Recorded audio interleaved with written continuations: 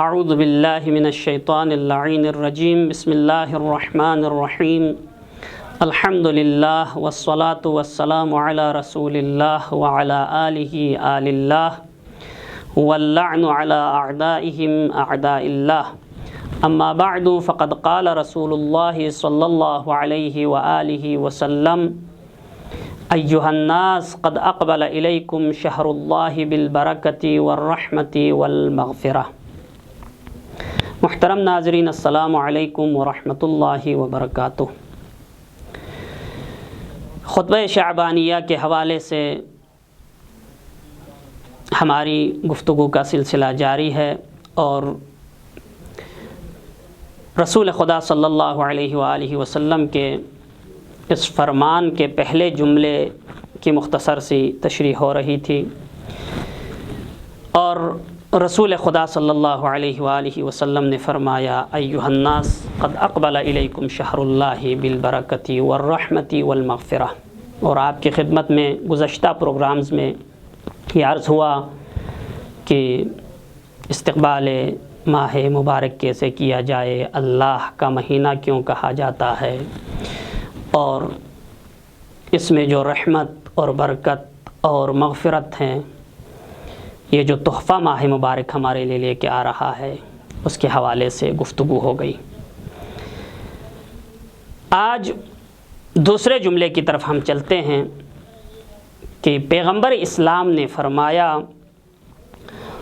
هو شہر عند اللہ افضل الشہور وایامہ افضل الایام ولیالیہ افضل اللیالی وساعاتہ افضل الساعات۔ هو شہر دعیتم فیہ الی ضیافۃ اللہ وجعلتم فیہ من اہل کرامۃ اللہ۔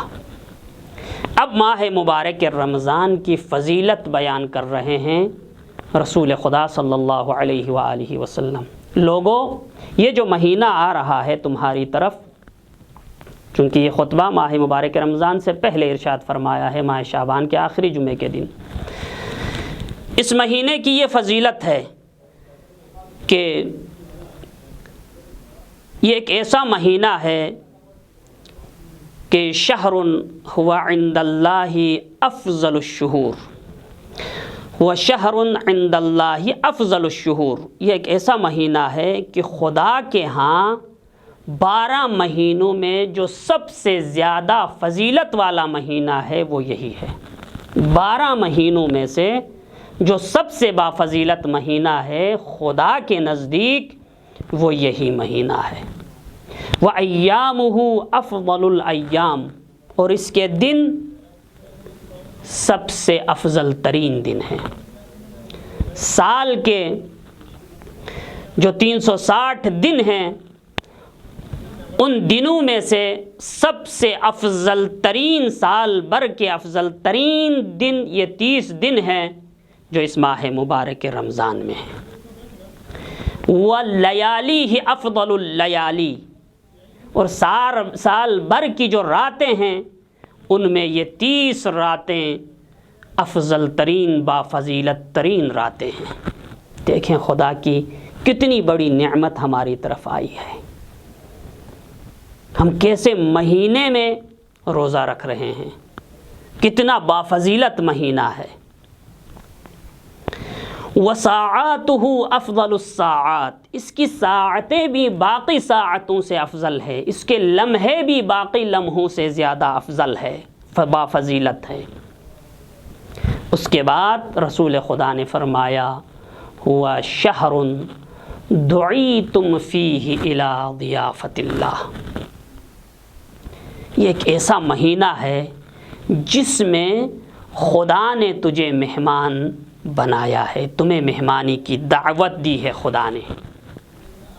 اب اس جملے پر غور کیجئے گا، یہ وہ مہینہ ہے جس میں انسان مہمان بن رہا ہے، مسلمان مومن مہمان بن رہا ہے، اور میزبان اللہ ہے۔ اللہ اکبر۔ اگر ہمارے معاشرے کے کوئی بڑا آدمی، کوئی معزز شخصیت ہمیں دعوت نامہ بھیجے، ہمارے ملک میں یا جہاں بھی ہو، کوئی بہت بڑی ہستی، بہت بڑی شخصیت ہمیں دعوت نامہ بھیجے ایک عام انسان کو، تو وہ انسان کتنا خوش ہوتا ہے کہ مجھے فلاں نے دعوت نامہ بھیجا ہے اور اپنے گھر پر دعوت دی ہے انہوں نے مجھے۔ یہ عام دنیا کی ایک بڑی شخصیت کی بات ہے۔ چلو معنوی شخصیت کے لحاظ سے بھی ہم اگر کہیں کہ بہت بڑے مرجع تقلید، مثلا آیت اللہ العظمیٰ سیستانی یا مقام معظم رہبری، اگر کوئی کسی کا نام لے کے اس کو دعوت نامہ بھیجے اور اس کو اپنے گھر بلائے تو وہ کتنا فخر کرے گا کہ مجھے رہبر معظم نے دعوت نامہ بھیجا ہے، مجھے دعوت دی ہے، اپنے گھر بلایا ہے مہمانی کے لیے، کتنا فخر محسوس کرتے ہیں۔ لیکن یہ وہ مہینہ ہے جس میں خدا بندوں کو دعوت دے رہا ہے، ہمارا میزبان خدا بن رہا ہے۔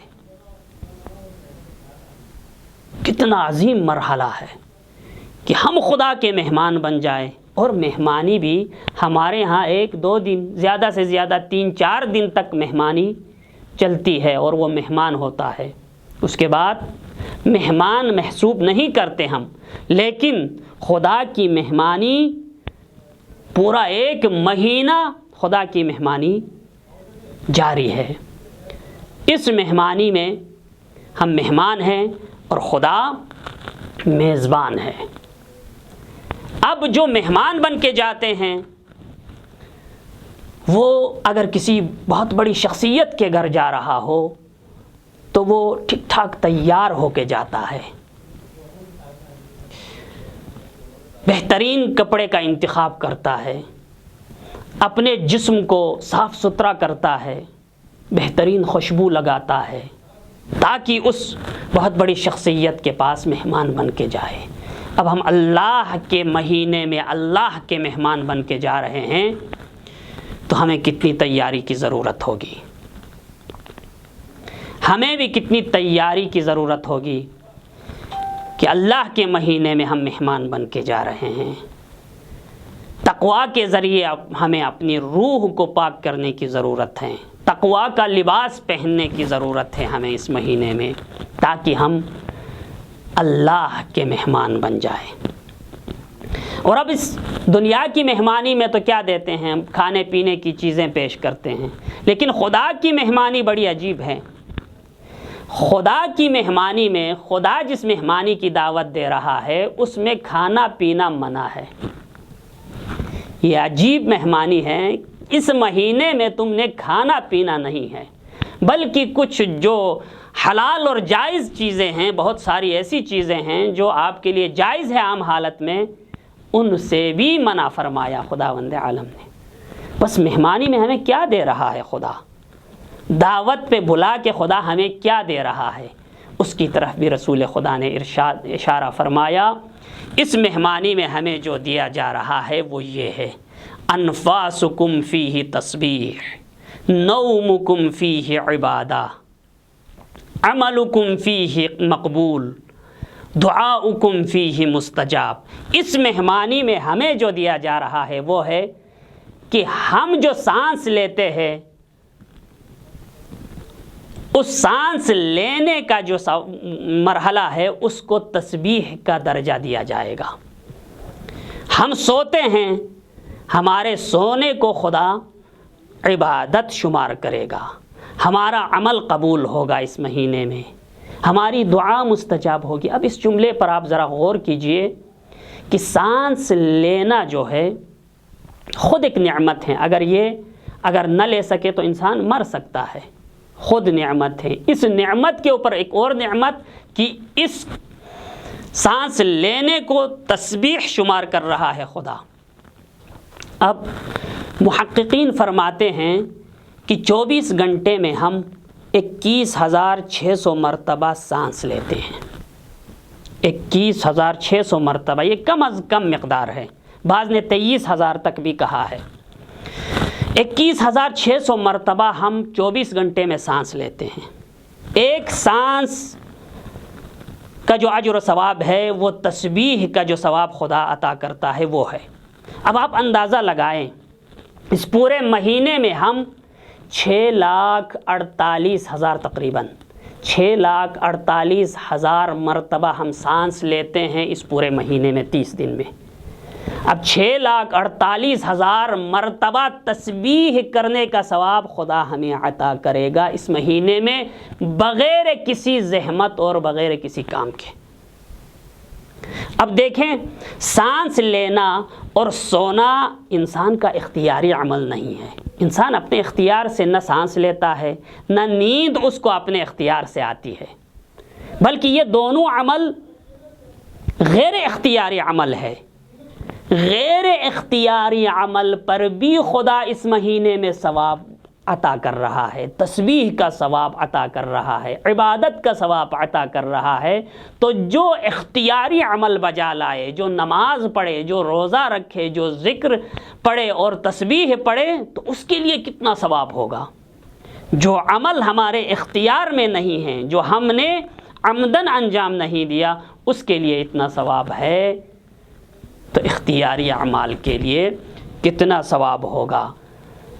پروردگار عالم کی بارگاہ میں دست بدعا ہوں کہ پروردگار ہمیں حقیقی روزہ داروں میں قرار فرما اور ہمارا شمار حقیقی روزہ داروں میں ہو، اور یہ جو اجر و ثواب روزہ داروں کے لیے خدا نے مقرر کیا ہے، پروردگار ہمیں ان اجر و ثواب کو حاصل کرنے کی توفیق عطا فرما۔ وآخر دعوانا ان الحمد للہ رب العالمین۔